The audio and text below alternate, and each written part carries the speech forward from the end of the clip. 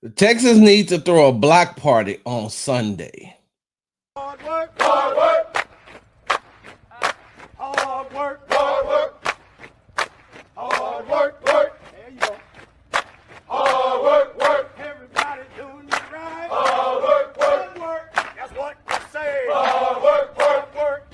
Earn more pay. Hard work, work. Hard work, do it every day. Hard work, work. Get up out of quarter to three. Hard work, work. Let me go and earn more pay. Hard work, work. Boots on and lace. Hey, what's going on, y'all? You're tuning into the Sports Talk with Big Sarge show. I'm your host, Big Sarge. Make sure you follow me on the app formerly known as Twitter at Big Sarge Sports with the Z at the end. Make sure you follow me. Hold on for a second, y'all. Hold on. Let's start this over. I'm sorry, y'all. This is why. Look, I haven't had my coffee this morning. I only had my smoothie, but let me start over because I got some things going on in my mind that I think are hilarious. It's this whole thing going on online with these two people going back and forth, and I was like, this is interesting. I love sitting back. I wish I had some popcorn. Let's start this thing over one more time because I don't have a long time. Y'all know I got to go get chopped up and faded this morning every Thursday. Hey, what's going on, y'all? You're tuned to the Sports Talk with Big Sarge show. I'm your host, Big Sarge. Make sure you follow me on the app formerly known as Twitter at Big Sarge Sports with the Z at the end. Make sure you follow me on the Tick and the Talk at Big Sarge Media. Make sure you subscribe to my YouTube channel at Big Sarge Media. Make sure you are following me on Instagram at Big Sarge Sports with the Z at the end. Because you know we do everything for the gram. And make sure you subscribe to the Locked On Texans podcast and the Locked On Texans YouTube page. All right, y'all. I'm here. I'm a little late. I got it. I apologize. I'm a little late. I'm moving a little slow this morning. You know, for those of y'all who don't know, I covered the Rockets as well as the Houston Rockets as well as the Houston Texans, and they had a game on last night. They defeated the Indiana Pacers by a score of 130 to 107 or something. 130 to 104. I don't know. They blew them out. It was a very good game. For those of y'all who have not been watching the Rockets, that's a team you might want to start looking at. The Houston Rockets are learning how to win. That's all I'm going to say is they're learning how to win. I know that the game prior on Monday night, they lost 101 to 100 to the Milwaukee Bucks. It was a game that they should have won, especially overcoming the adversity that they had. They were playing on a back-to-back and playing against one of the better teams. I know that their records may not look like it, but anytime you got Giannis and Dame Lillard on the floor together, that's a dangerous team, and they can go on a scoring run at any point in time. And so they lost to them on a back-to-back last second. So they're doing good. They're doing good. I can't knock them. This is a young team starting to come together. That veteran leadership that they have in the locker room is starting to help put them over the top. And so players are starting to play a little bit better, play together. This is what, General Manager Rafael Stone envisioned when he drafted a lot of these guys and went out and got head coach Ime Udoka. So they're putting something together. They have back-to-back games this weekend on Friday and Saturday against the Portland Trail Blazers. One is that cup, and the other one is just a regular game. And so busy weekend for myself. Friday, I have the Rockets. Saturday, I have the Rockets. Sunday, I have the Houston Texans against the Tennessee Titans. So it's definitely going to be one of those mornings for me. What's going on, Alexis? They call me Mr. Nobody. What's going on? D Money Magic, what's going on? Who else in here? Okay, I said they call me Mr. Nobody. Senior Boble.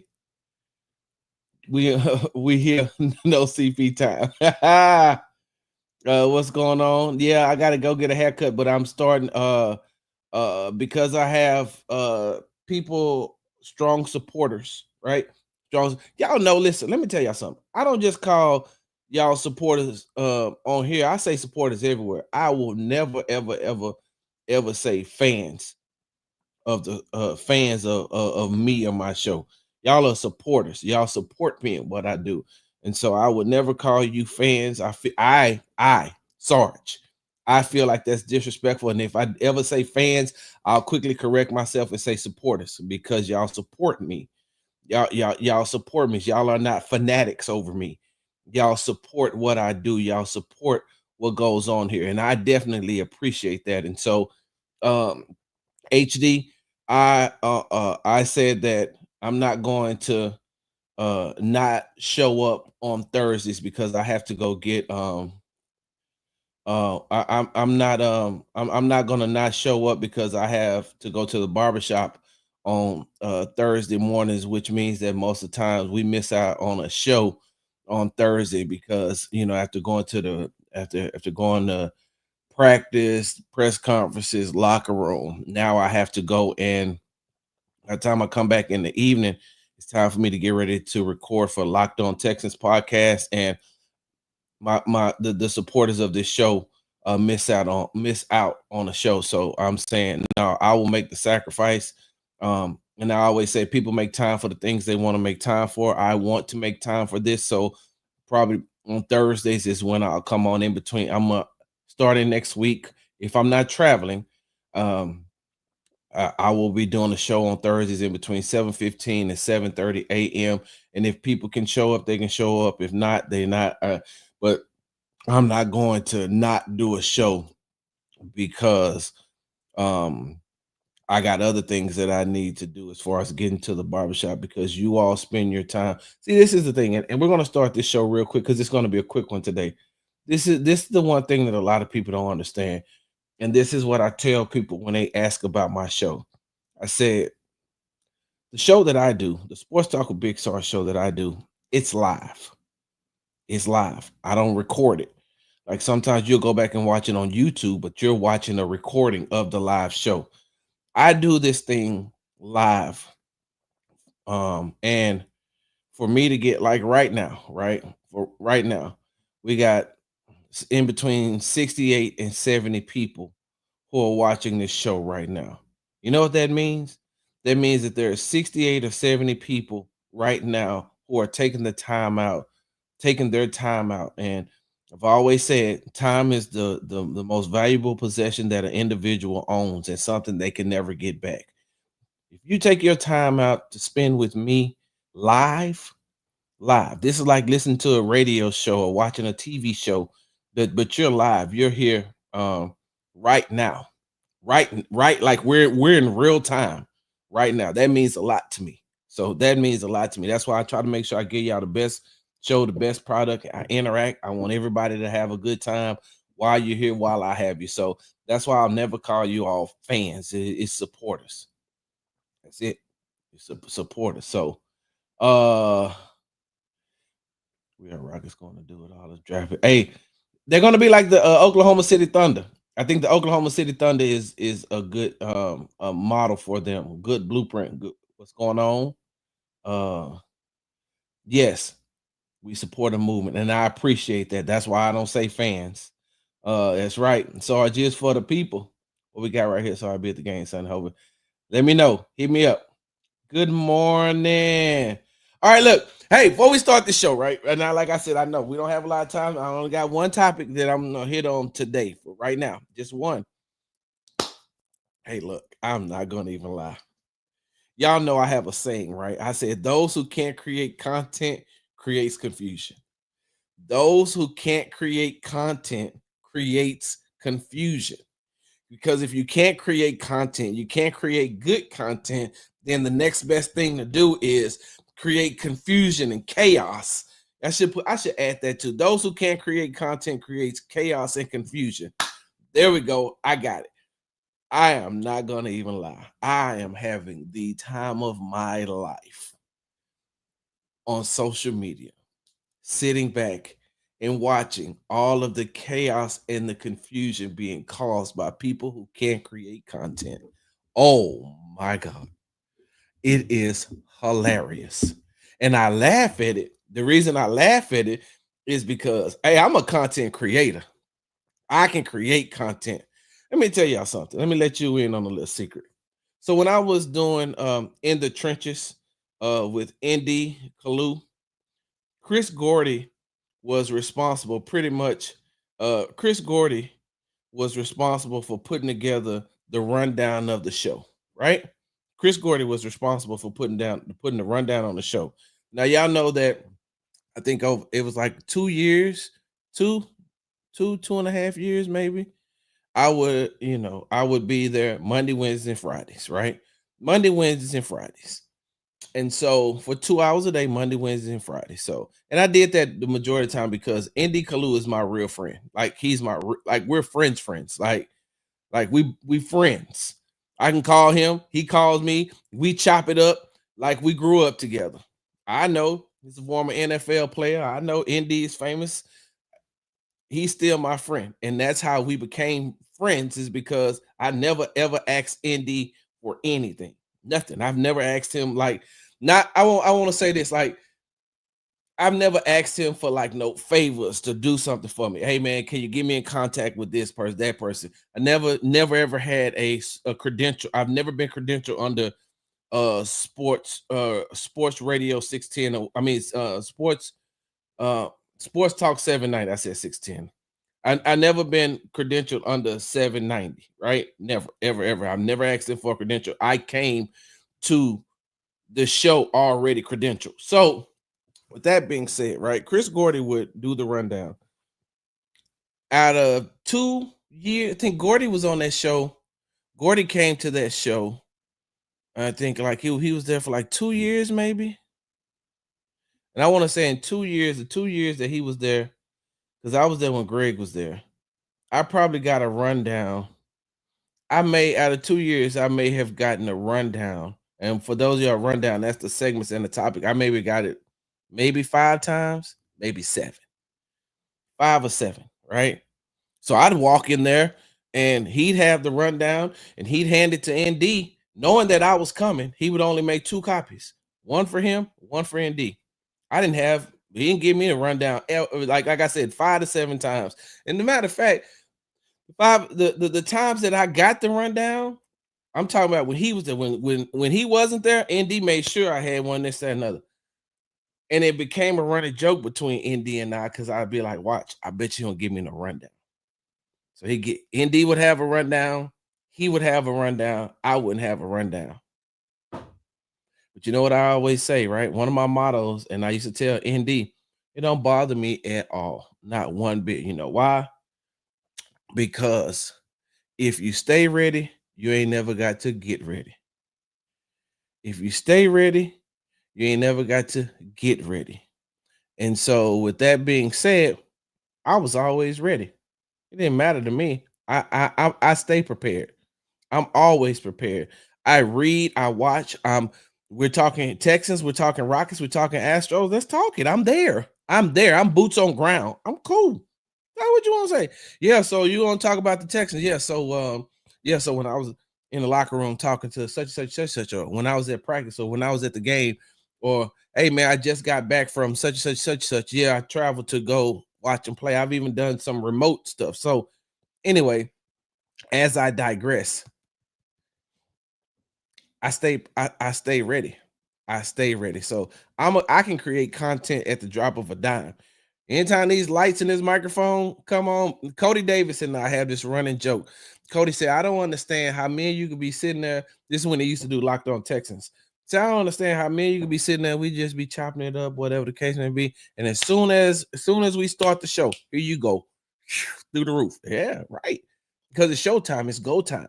And I never want to be unprepared. If I don't know something, I'm gonna say, hey, I don't know that. I don't know nothing about that. If I don't know it. So anyway, real quickly, I just like the chaos and the confusion that's going on. I'm just sitting back laughing because I know what it is. I know the play. I know exactly what's going on with all this chaos and confusion that's being caused. I know exactly why this is happening. And that's the funny part about it, is because if you can create the content, you don't have to worry about the chaos and the confusion. Once again, you tune into the Sports Talk Big Sarge Show. I'm your host, Big Sarge. So y'all see where I said Texas need to throw a block party on Sunday. We all know, that the Houston Texans have had a very, very, very bad issue when it comes to the interior line play. At first, it was Juice Scruggs at center, Kenyon Green at left guard. That was not making it. That was not working. And you throw in Shaq Mason at right guard. That interior line was getting beat. We talked about the issues and the problems that started with the Chicago Bears, with the way that they were running the stunts and the delayed blitzes on the Houston Texans, and every other team after that started following that model and that blueprint on how to get to CJ Stroud and how to defeat the or make the game harder for the Houston Texans. And so everybody did that. And then Kenyon Green got hurt in the New York Jets game, and so they had to make that change. And the change that they made now that Kenyon Green is on IR is now Juice Scruggs is playing left guard and Jared Patterson is playing center. We seen that combination last season when Juice Scruggs came off the IR. We watched that combination and it worked for the most part. So it was something that they went back to on yesterday. I asked on yesterday. I told see that's that y'all gotta check me on that. I told y'all I can't say on yesterday because I don't know when somebody's gonna watch this show. So they could watch this show on Sunday and they'll think on yesterday means Saturday. My bad. On Wednesday, I got an opportunity to talk to CJ Stroud when he was at the podium, and I asked him the question of how is he getting acclimated to playing again with Jared Patterson at center and Juice Scruggs at left guard. And he said that he's getting back used to it for the most part. He said that he's proud of the way that Juice stepped up, that they knowing that they needed a left guard. And he raised his hand and said that he was going to he raised his hand and said that he would volunteer to play at that left guard position. And so, the first week it didn't really look too bad against the Detroit Lions. That was the first week that Patterson was at center and Juice Scruggs was at guard. It didn't look too bad as far as the passing game was concerned, but the run game suffered. And so then in week 2, the second week of them being in those positions, which was the Dallas Cowboys game on Monday night, Joe Mixon had 109 yards rushing, 3 touchdowns. The run game looked better. The pass game looked a little bit better. But you also got to look at it as the Dallas Cowboys don't have the strongest interior defensive linemen. They don't. Their edge rushers are really good, but they don't have a strong interior defensive line unit. Not like the one that the Houston Texans are about to face on Sunday with the Tennessee Titans between Jeffrey Simmons and Tavondre Sweat.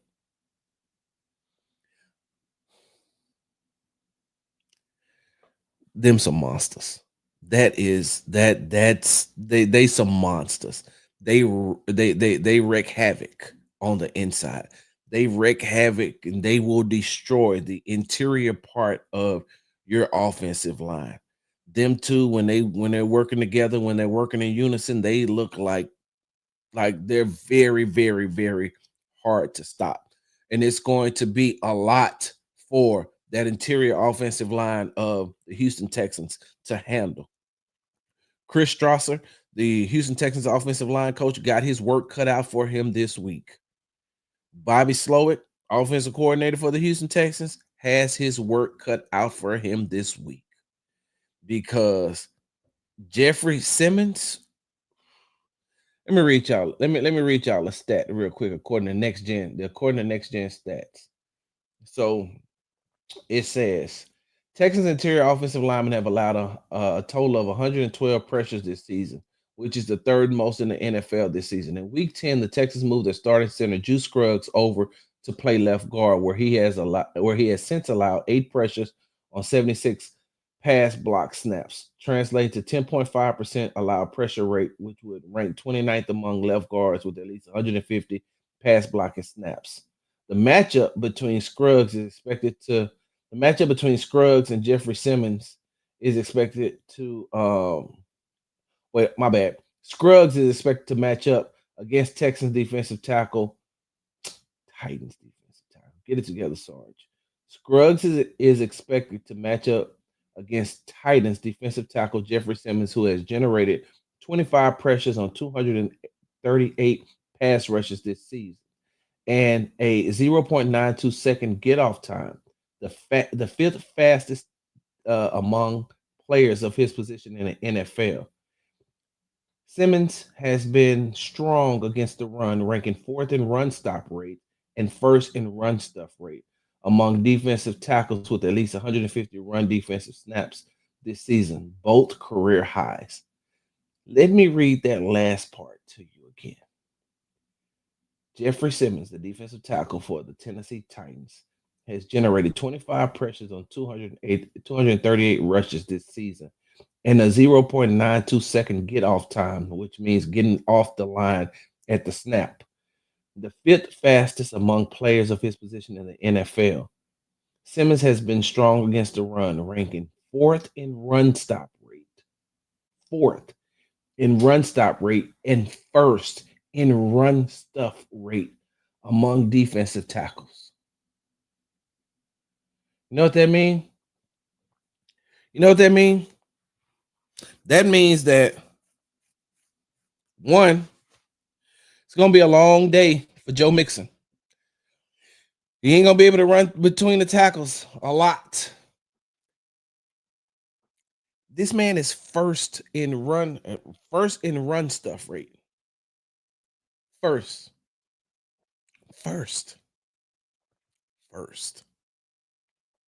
And what they're probably going to do is, if they'll probably put him right over, they're going to keep him there because I don't think they move him around a lot. And so what they're going to do is make sure that he looks at every snap that Juice Scruggs has taken at the left guard position. And then he's going to wreak havoc.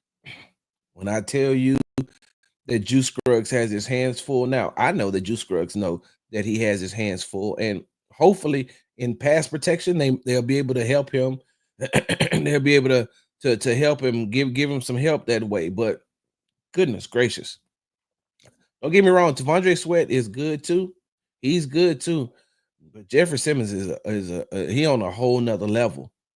And that is a lot to handle if you are playing that left guard position. Like, he hasn't even played left guard for 10 games, I don't think. Has he? Well, he may I know at least 20 games. He hasn't had a lot of snaps. He hasn't had a lot of snaps at that left guard position. So you're talking about going up against a guy whose whole mindset is to destroy you. Now, I know a lot of the NFL players are like that, but a lot of, DJ Bieniemy and I were talking yesterday about players who have the mindset and who are actually able to do it. Like, I'm pretty sure every NFL player has the same mindset of Derek Stingley, but to be able to go out and perform and do it like Derek Stingley, that's something totally different. So Jeffrey Simmons has the mindset and the athletic ability to disrupt that entire line. And so what they're going to have to do is they're going to have to find some way to double team him. They're going to have to find some way to make sure that he is not causing havoc in the backfield, because if he's stopping the run and now you got to get, and now you want to try to pass the ball, he is strong. If y'all never seen him play, go to YouTube, type in his name, and just look at some of his highlights. I seen him one time. I don't remember who they were playing. He came off the ball and ripped up under the defense. I mean, the offensive guard, ripped up under the offensive lineman with one hand, picked him up like this, and moved him with the other one like this. Wow. Wide open towards the quarterback. And so that's why the title is the Texans need to throw a block party on Sunday, because they're going to have to block him. They're going to have to block T'Vondre Sweat. Like, that is the most that is the one area that I feel like if the Texans don't take care of, that they could be in for a long day against the Tennessee Titans. And yes, I know that they have a terrible record. I know that the Tennessee Titans have a terrible record. Let me look. What's their record again? They're 2-8. 2-8. I know that. I know that in totality as a team, Tennessee Titans are horrible. They're horrible. But like I told y'all before, so was the New York Jets. Now, Tennessee Titans don't have no Hall of Famers on the offensive side of the ball like the Jets does with and quarterback Aaron Rodgers and wide receiver Devontae Adams. But if you're not, you the Texans can't step on the field and have multiple 3-and-outs because if you have multiple 3-and-outs, then you're giving the Tennessee Titans more offensive possessions to win the more offensive possessions to be able to score, excuse me, and to win the game. Because, like I said, I watched the Texans lose to the Jets. I watched the Baltimore Ravens lose to a 1-6 Cleveland Browns team. Like that on any given Sunday, anybody can be beat. You're right. On any given Sunday, anybody can be beat. And so, yes, we know what the records are. We know the hatred towards the both franchises, both organizations have towards each other. And what I mean by hatred, I don't mean like they really hate each other and want something bad to happen, but there's a strong dislike and a strong disdain for each other, starting from the top of the organization with the owners on down, all the way down. Now, some of these players on the Houston Texans are too young to know what the rivalry really means, but these older fans, they know. The older fans, they know. And last season they wore they wore the Oilers colors when the Texans came to play there, and all the Texans did was beat them at their home. And I laughed about that. I chuckled about that. So you can't underestimate don't underestimate the Tennessee Titans. And especially with this matchup, between Juice Scruggs and Jeffrey Simmons, because I'm gonna be honest with you. I don't know. I don't know. I don't think the Texans have an interior offensive lineman that I would feel comfortable matching up with him to be able to stop him. Hey, look, J Rock just said something. He beat a triple team for a sack, talking about Jeffrey Simmons. Yeah. So Simmons isn't real. You're right. Look, they built him somewhere.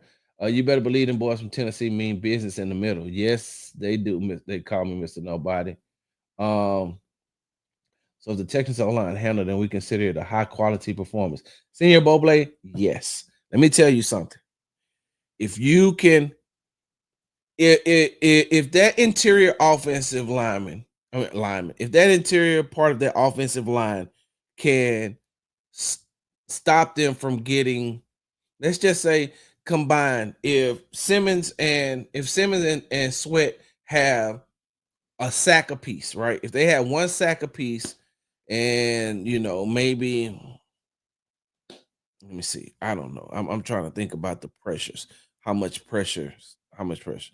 Let's just say they had one sack apiece, and you keep them to 5 pressures and under for an entire game. That's a win. But if you let them get multiple sacks, and if you let them stop Joe Mixon from being able to do what he needs to do, then now you're having problems, because if they start to be disruptive in the middle like they have been, now you got to change some of your offensive game plan to make sure that you're giving CJ enough time, because now he has to pass the ball because they have totally stopped the runs. Or they're gonna have to do Bobby's favorite play, toss sweeps.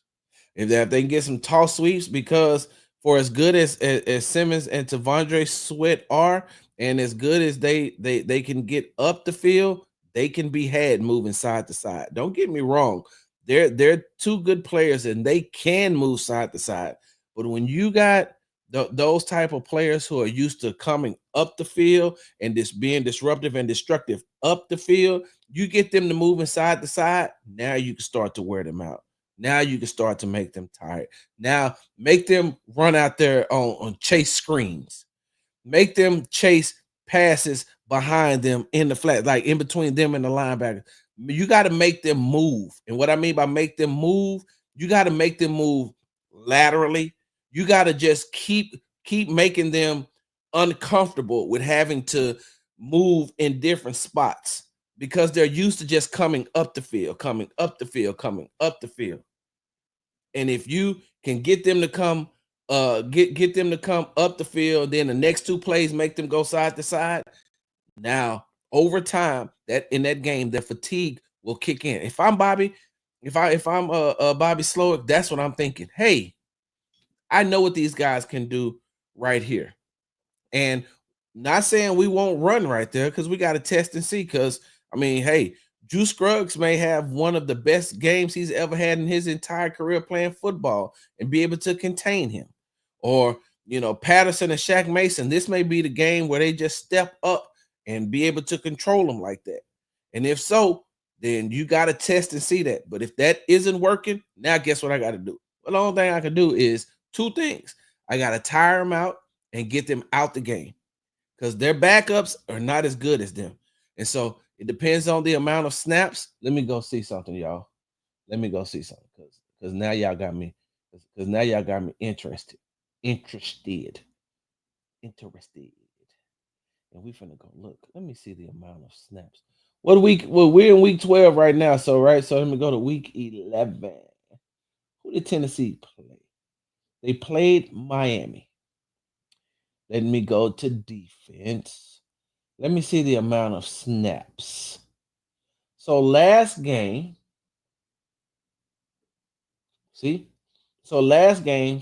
Jeffrey Simmons, excuse me, y'all, for not talking into the mic, played 56 snaps, had 4 tackles, no sacks, 2 run stuffs, and 2 missed tackles. T'Vondre Sweat played 49. T'Vondre Sweat played 49 snaps. He had 5 tackles, 5 quarterback pressures. Oh, and Simmons had 6 quarterback pressures. That's, you see what I'm saying? You got to keep them to 5 and under. If you can keep them to 5 and under, you can get them. Jeffrey Simmons had 5 quarterback pressures, and T'Vondre Sweat had Jeffrey Simmons had 6. T'Vondre Sweat had 5. Sweat had 1 run stuff. He didn't have any missed tackles. And so, like I said, 56 snaps, which is 83.6% of the time he was on the field, and 73.1% that Sweat was on the field. So that's something that you're gonna have to do. You can, if you get them going from side to side, get them out. We see that if you can keep them under, then you got something there. Hold on. That old line is going to have a long day. Yes. Yes, it is. Yeah. Yeah. For sure. From 10 a.m. to 8 a.m. I don't know what that means. Corey, good morning to you, first of all, but you got to tell me what that means. Hey, Brando, keep it at 100. Hey, you got to be worried about those two. You may not be worried about the entire defensive line, but if you're not worried about Jeffrey Simmons or T'Vondre Sweat, then you doing something wrong. There's something that's not right. Hold on. Cincinnati beat Tennessee, and Tennessee when the Titans, one of the best records in 2022. The Bengals' O-line was awful. Heavy dose of chase and a great defensive performance. Yeah. Yeah.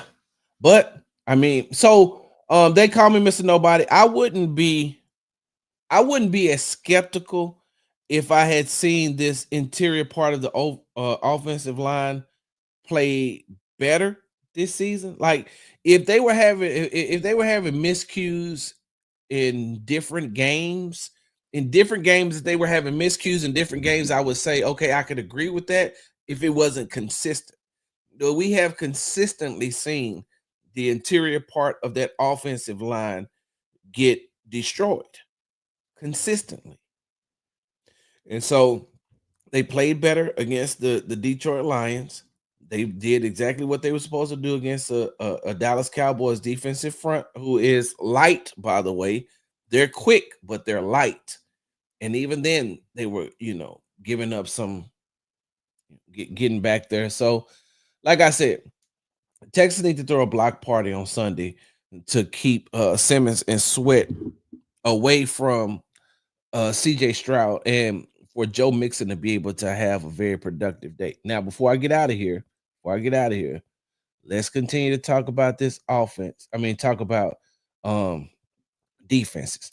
But now I'm going to talk about the Texans defense, and we'll dive into this a little bit more on Friday show. But I just wanted to throw this out there real quick because for as long a day as Juice Scruggs and Jared Patterson might have with holding Simmons and Tavondre Sweat, Will Anderson is back. Will Anderson practice. Now, I don't know if he's going to play or not. I don't know if he will play on Sunday. I don't know if they're going to hold him out one more week, get him some rest, let him play in the Jacksonville game, and then he'll be able to rest another week against another week in the bye week. But if Will Anderson Jr. plays against the Tennessee Titans, Will Levis is in for a long day. A very long day. Let me read you another stat from Next Gen Stats.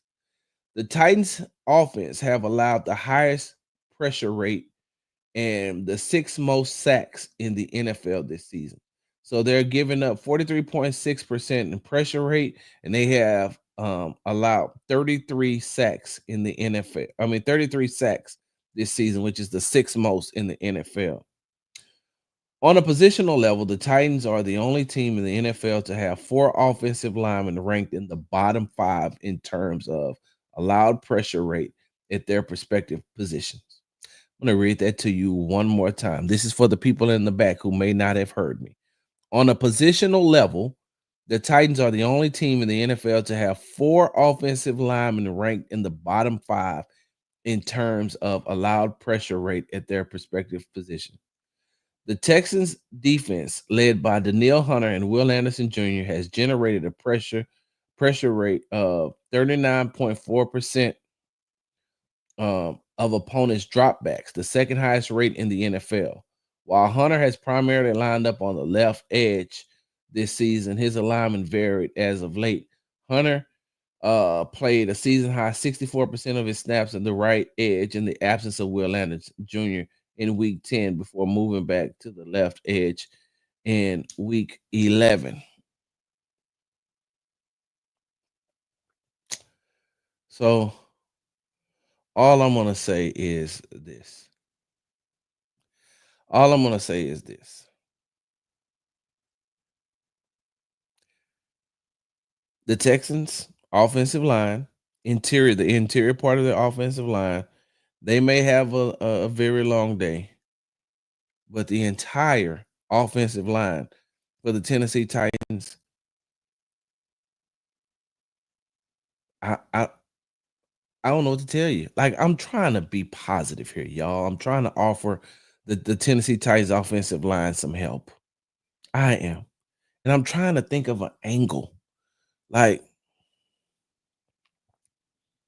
maybe,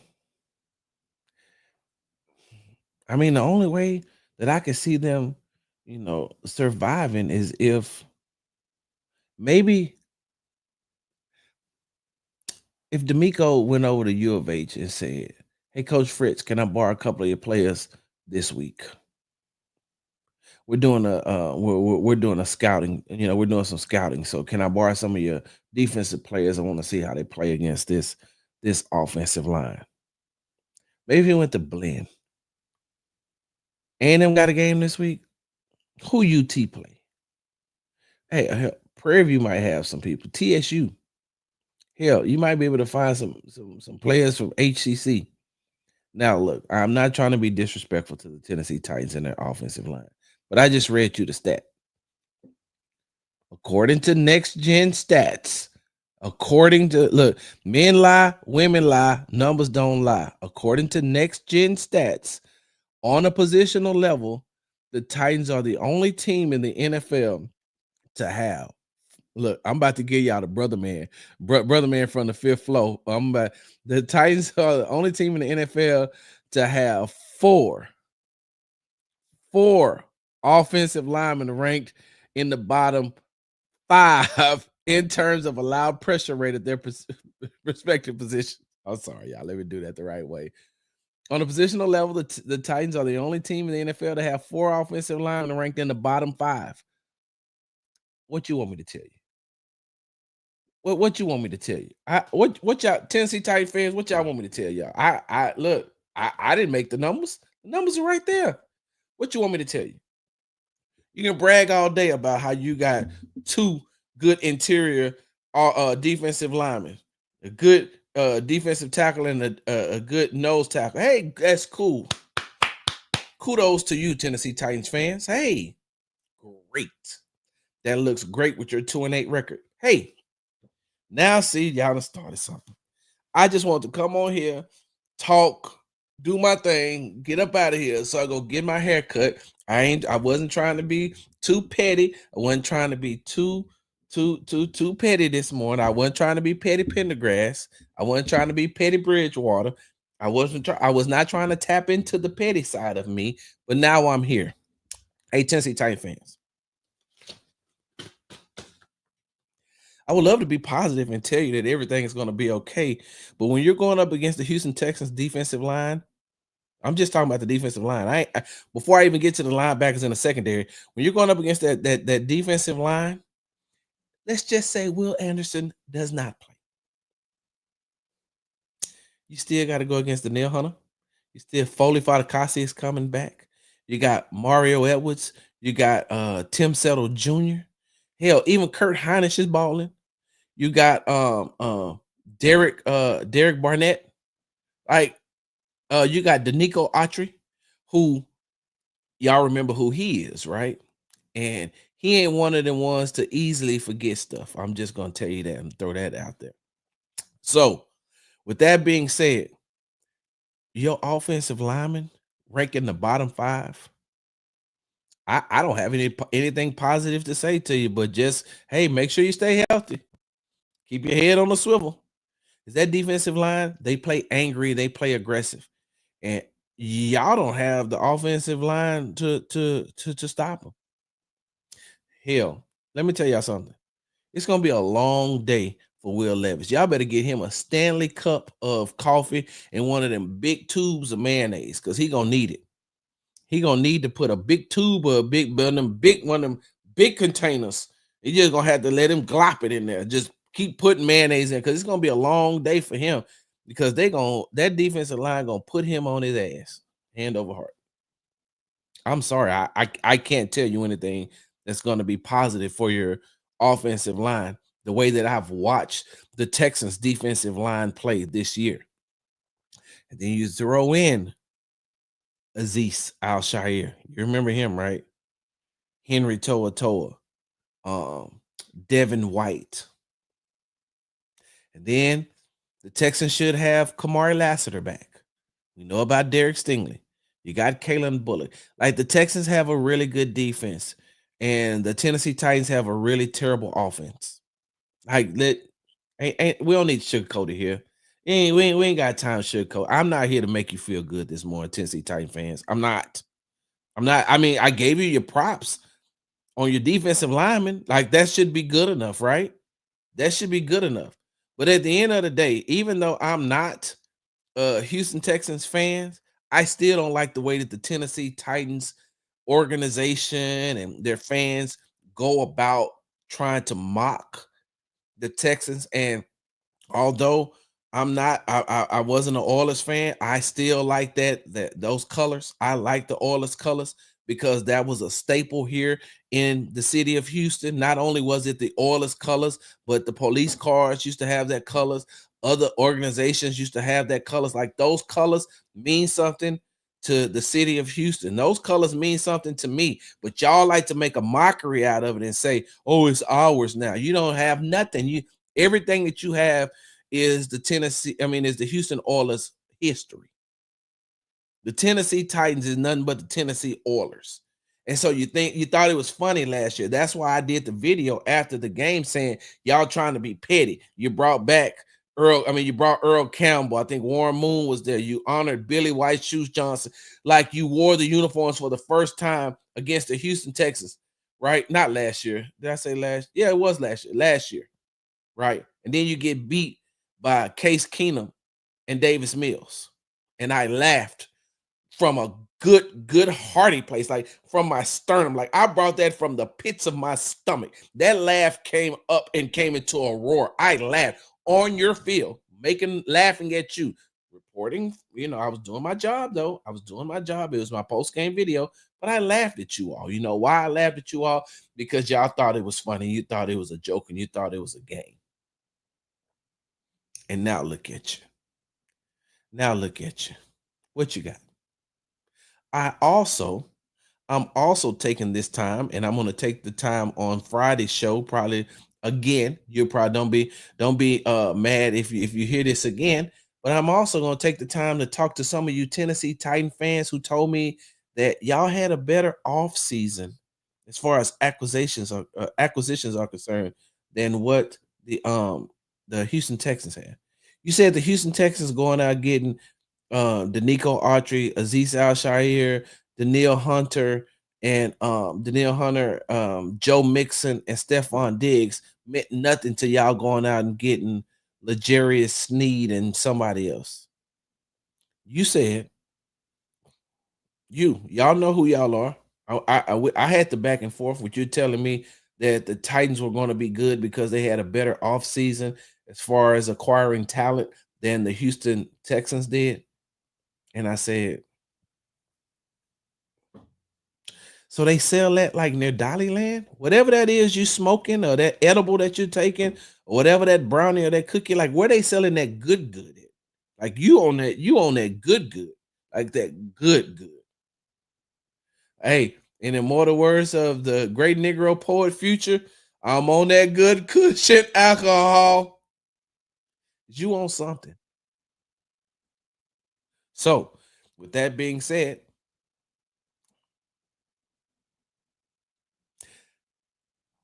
I don't know what else to tell you. Hell, I'm thinking that this is a game that I'm thinking that this is a game that CJ gonna have 300 yards and 3 touchdowns. I'm thinking that Will Anderson coming back, he got 7.5 sacks. Daniil Hunter got 7.5 sacks. They both should lead the game with 10.5 sacks. Stingley should have an interception. Lassiter should have an interception. Bullock should have an interception. I have no faith, none whatsoever, in the Tennessee Titans offense. Not what. So you could put Patrick Mahomes at quarterback for the Tennessee Titans right now, and I still think that y'all would get blown out. I don't make the rules. I just follow them. Y'all know I'm not finna get up out of here without reading some of these comments. Huh. Y'all over here. I like that. Yes, sir. Our running game would be better. Would be even better if we didn't have to wonder why our unproductive, unhealthy backup halfback is still on the roster. Mixon getting his. I see you put Mixon. Us Texas fans need to remember to be humble. Titans defense isn't something to look over. You're right, but they look, for as good as that defense is, they have been ranked in the top 5. Their offense is poop. Off topic, was your outlet for the rock? And you got to go back and start the beginning of the show, because I did talk about the Rockets. I'm gonna talk about them more on Friday. Hunter's in video game mode with these spin moves. They coming. They're gonna turn the pressures into sacks. Sounds like you're saying their O line is worse than ours, and they're on the road. Oh, their offensive line is terrible.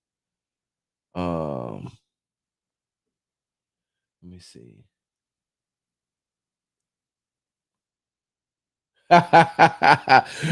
Texas 10. We already gave the Titans a team. You're right. It's gonna D skills. It's gonna get worse on Friday. I just don't have the time. We gave them the jerseys, Dre and D Hop. We gave them enough. Yep. And they have a trash quarterback. Yes, they do. That's about the only thing they have on defense right now. Yep. Exactly. You didn't have to be so petty. Yes, I did. And not the mayonnaise Sarge. Hey, y'all think that Jeremy Brandon will have me on this show this week? I don't really want to be on the show. Maybe I'll just call in and say, so Jeremy, can you tell me what you saw in Will Levis that you didn't see in CJ Stroud? Yep. Hold on. I would be surprised if he gets sponsored by Icy Hot at the game. Uh oh yeah, you're right. Uh exactly. They overpay for a receiver who hasn't been the same since he can make best of the game. Oh, I forgot they had. Yeah, wait, hold on. Hey, Sneed, he's been out too, but I forgot they got Calvin Ridley. Well, that's going to be interesting. Don't. Hey, look. All I got to do is that I. One day we'll talk about how I honestly and truly feel about the state of Tennessee. The defense can be good to great for the Titans, but if they stay on the field, they will get wore down. It's just a fact, so it don't matter how good. I said they keep them running from side to side. All right, y'all. I got to get ready to get up out of here. I'm so glad that we got a chance to get this Thursday edition of the Sports Talk with Big Sarge show in. I got to go get a haircut. Then I'm headed over to NRG, and I will see you all right back here on Friday morning at probably in between 9:30 and 9:45. Once again, it's 166 people here. I appreciate everybody for being here, taking your time out and listening to me. Make sure you follow me on the app formerly known as Twitter at Big Sarge Sports with the Z at the end. Follow me on the Tick and the Talk at Big Sarge Media. Make sure you are subscribed to my YouTube channel at Big Sarge Media. Make sure you follow me on Instagram at Big Sarge Sports with the Z at the end. Because you know we do everything for the gram. And make sure you subscribe to the Locked On Texans podcast and the Locked On Texans YouTube page. Big Sarge, Tennessee. I'm gonna get so petty tomorrow. Oh my God. Oh my God, I'm gonna be so petty tomorrow. Hey, y'all tell y'all Tennessee fans to come in here. Y'all Tennessee Titan fans, y'all tell them to join the show tomorrow. Send them an invite as soon as this show go live. Send them an invite. They need to be here to hear this and try to defend just try to defend. Because I ain't even talk about how at the height of when they was like, oh, we're so good. Yeah, they held Derrick Henry to 8 yards rushing in one game. I'm out. Hard work, hard work.